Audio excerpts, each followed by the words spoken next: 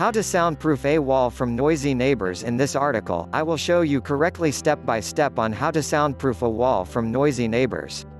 A noisy neighbor is a problem a lot of people face and have to deal with. In fact, statistics show that 17.9% of European Union countries alone is impacted by noisy neighbors, and people staying in the city suffers 23.3% compared to 10.4% of people living in the rural areas. Source: Eurostat. Quick question: are you suffering from noisy neighbors? Although you try to ask them, it just doesn't work? This article is for you. Follow this quick guide on how to soundproof a wall and I promise you, in no time you will have a calm and peaceful home again.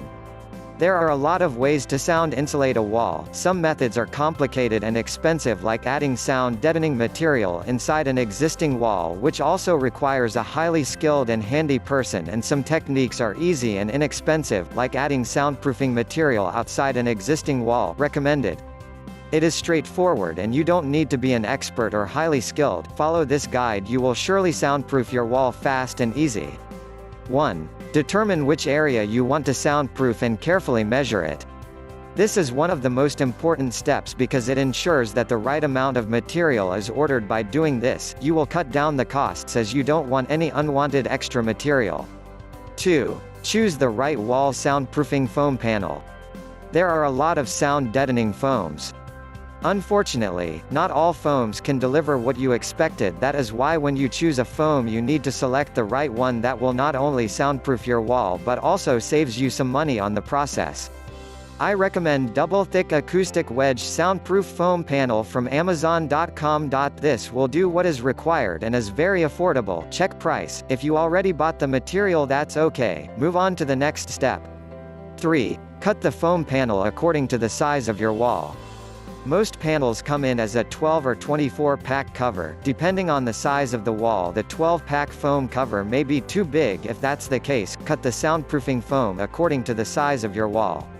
If the 12-pack cover doesn't cover the whole area, it would be wise to purchase the 24-pack cover. How do you know how much you need?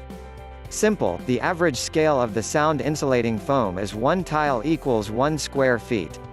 What I like about double thick studio acoustic soundproof foam is that it covers 2 square feet per tile, which is 2x more than a usual foam.